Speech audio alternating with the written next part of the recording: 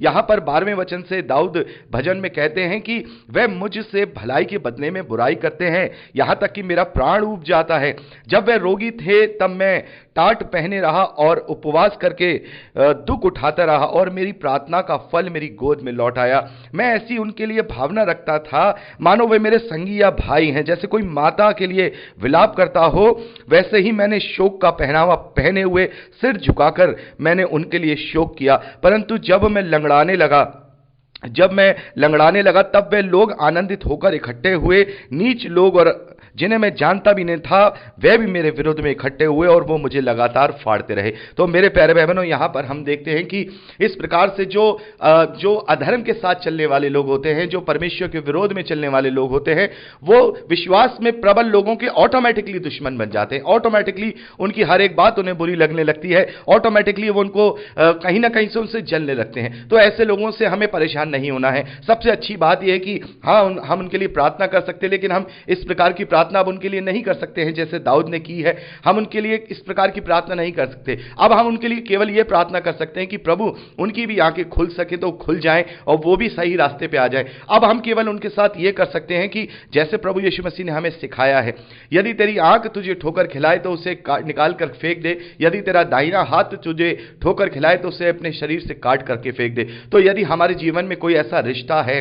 हमारे जीवन में कोई ऐसा रिश्तेदार है, हमारे जीवन में यदि कोई ऐसा दोस्त है, यदि हमारे जीवन में कोई अपना ऐसा जानने वाला है, यदि हमारे जीवन में किसी भी प्रकार का कोई भी संबंध ऐसा है जो हमें पाप और पाप के कारण में डालता है, अकारण हमारा बैरी बना है, अकारण वो हमसे जल रहा है। और क्योंकि मेरे प्यारे बहनों, हम देखते हैं कि जो विश्वास में प्रबल लोग होते हैं, एक समय ऐसा आता है कि वो भी मन में झुंझला उठते हैं कि हम इसके साथ लगातार अच्छाई कर रहे हैं, लगातार इसके साथ अच्छी बातें कर रहे हैं, और ये लगातार हमारा विरोध कर रहा है, हमसे बैर कर रहा है, हमसे जलन कर रहा है। तो ऐसे में क्या होता है, मसीह विश्वासी का जो मन है वो जो है अशुद्ध हो जाता है। उसका मन कहीं ना कहीं कड़वाहट से और उसके विरोध की बातों से भर जाता है। तो अच्छा यही रहेगा कि ये जो मनुष्य है जो हमारे साथ अकारण बेकार में बिना किसी वजह के हमारा बना हुआ है, और यदि हमारा ये रिश्तेदार भी है, अगर ये हमारा कोई खास भी है, तो अच्छा यही होगा कि उसके लिए प्रार्थना करके उससे हम दूरी बना लें, अपने जीवन से उससे दूर कर दें और अपने मन को साफ रखें। तो मेरे प्यारे भाई बहनों,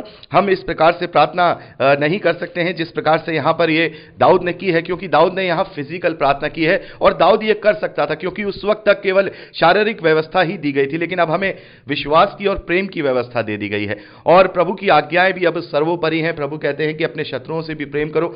ऐसा नहीं है कि दाऊद अपने शत्रुओं से प्रेम नहीं करता था, दाऊद अपने शत्रुओं से प्रेम करता था। हम देखते हैं कि शाऊल और उसके बेटे जब युद्ध में मारे जाते हैं तो दाऊद ने उनके लिए विलाप किया है, उनके लिए दुख उठाया है। लेकिन मेरे प्यारे भाई बहनों, यहां पर हम देखते हैं कि दाऊद इस प्रकार की प्रार्थना कर रहा है कि जो मेरे शत्रु हैं वो अचानक उन पर विपत्ति आ पड़े, और जो जाल उन्होंने बिछाया है उसी में वह आप फंसे और उसी विपत्ति में वह आप पड़े। तो इस प्रकार की प्रार्थना हम मसीह विश्वासी नहीं कर सकते हैं। भले ही दाऊद जो है अपने शत्रुओं से प्रेम करते थे, लेकिन फिर भी वो अपने शत्रुओं के ऊपर अपने आप को प्रबल करना चाहते थे, क्योंकि वो उनसे विजयी होना चाहते थे। लेकिन मेरे प्यारे भाई बहनों, हमारा जो सबसे बड़ा शत्रु है, जैसा हम पहले भी बात कर चुके हैं, वो दुष्ट शैतान और उसकी सेनाएं हैं। हम उन पर प्रबल होना चाहते हैं। मनुष्य का न्याय तो केवल परमेश्वर करेगा, और हमारा यह विश्वास है कि सभी मसीही विश्वासियों के लिए जितनी भी क्लेश हैं, जितनी भी बातें हैं, वो सब मिलकर के उनके लिए भलाई को ही उत्पन्न करती हैं। चाहे वो भलाई इस धरती पर हमें दिखाई ना दे, लेकिन हमारा यह विश्वास है कि वो भलाई हमें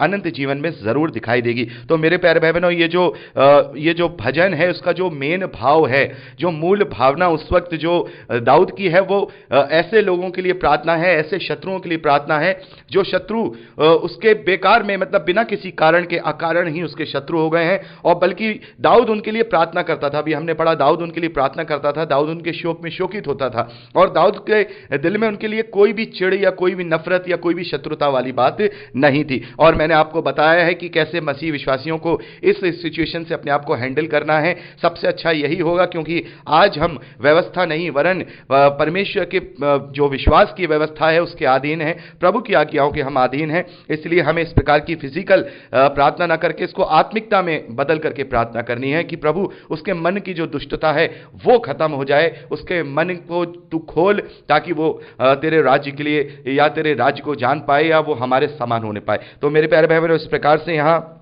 हम 35वें अध्याय को पढ़ते हैं। शत्रुओं से, ऐसे शत्रुओं से छुटकारे की प्रार्थना है जो बिना किसी कारण के दाऊद के शत्रु हो गए थे। आगे हम 36वें अध्याय की ओर बढ़ेंगे मेरे प्यारे भाई बहनों। 36वां अध्याय हम पढ़ते हैं। 36वां अध्याय भी हम देखते हैं, ये भी लेमेंट्स, साम यानी कि विलाप के भजन के कैटेगरी में आता है। और इसमें हम देखते हैं कि तीन इसमें पार्ट है 36वें अध्याय में। पहला पार्ट हम देखते हैं कि एक तरीके से बुद्धि और ज्ञान की बातें की गई हैं, और दूसरे पार्ट में हम देखते हैं कि परमेश्वर की जो करुणा है, परमेश्वर की जो दया है, उसका वर्णन किया गया है। और तीसरे पार्ट में हम देखते हैं कि उसने फिर इसी के अनुसार परमेश्वर से प्रार्थना की है। तो मेरे प्यारे भाई बहनों, वैसे तो इस 36वें अध्याय का जो कैटेगरी है वो विजडम यानी कि बुद्धि और ज्ञान की कैटेगरी होनी चाहिए, लेकिन स्कॉलर्स ने जिसमें भी रखा है तो स्कॉलर्स ने इसको जो विलाप के भजन है, लेमेंट साम है, उसकी कैटेगरी में रखा है, क्योंकि उसने यहाँ पर एक सहायता के लिए उस वहाँ प्रार्थना की है। तो मेरे प्यारे भाई बहनों, पहले वचन से लेकर चौथे वचन तक हम देखते हैं कि जो मनुष्य की जो दुष्टता है उसका वर्णन यहाँ पर दाऊद ने किया है, कि जो मनुष्य है जो परमेश्वर का भय नहीं रखता है, वो अपनी दृष्टि कि परमेश्वर का भय उसकी जिसकी दृष्टि में नहीं होता है, वो उसकी दुष्टता होती है। और जो बुरा व्यक्ति होता है वो किस प्रकार का होता है, और आप इसको अच्छे से पढ़ लीजिएगा। मैं यहाँ डिस्क्राइब नहीं कर रहा हूँ, बुरे व्यक्ति को कैसा चरित्र होता है वो यहाँ पर बताया गया है। और 5वें वचन से लेकर 9वें वचन तक परमेश्वर की करुणा का वर्णन यहाँ दाऊद ने अपने भजन में कहा है। दाऊद कहते हैं, हे यहोवा, तेरी करुणा स्वर्ग में है, तेरी सच्चाई आकाश मंडल तक पहुंची है, तेरे धर्म ऊंचे पर्वत के समान है, तेरे नियम अतः सागर ठहरे हैं। हे यहोवा, तू मनुष्य और पशु दोनों की रक्षा करता है। हे यहोवा, तेरी करुणा कैसी अनमोल है। मनुष्य तेरे पंखों तले शरण लेते हैं, वे तेरे भवन के चिकने भोजन से तृप्त होंगे, और तू अपने सुख की नदी में से उन्हें पिलाएगा, क्योंकि जीवन का सोता तेरे ही पास है, तेरे प्रकाश के द्वारा हम प्रकाश पाएंगे। तो मेरे प्यारे भाई बहनों, यहां पर परमेश्वर की करुणा को यहां पर वर्णन किया गया है। और परमेश्वर की ये जो करुणा है, परमेश्वर की ये जो दया है, उसका ये जो प्रेम है, वो उसने आगे चल के इस रीति से हम पर प्रकट किया कि उसने वाकई में ही सुख की नदी, जो जीवन का जो जल है, प्रभु यीशु मसीह के रूप में हमें दे दिया है। जीवन का सोता उसके पास, यानी अपने वचन को उसने देहधारी करके मुझे और आपको विश्वास करने के लिए दे दिया, बलिदान के लिए दे दिया, ताकि जो कोई इस पर विश्वास हो वो नाश ना हो परंतु अनंत जीवन पाए।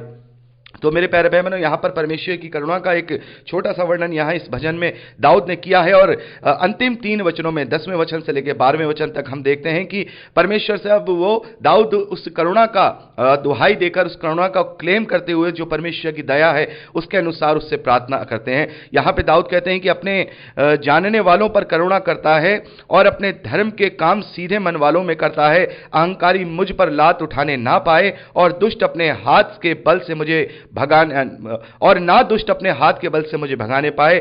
वहां अनर्थकारी गिर पड़े हैं, वे ढकेल दिए गए और वे फिर ना उठ सकेंगे। तो इस प्रकार का परमेश्वर की करुणा को क्लेम करके यहां पर प्रार्थना की है।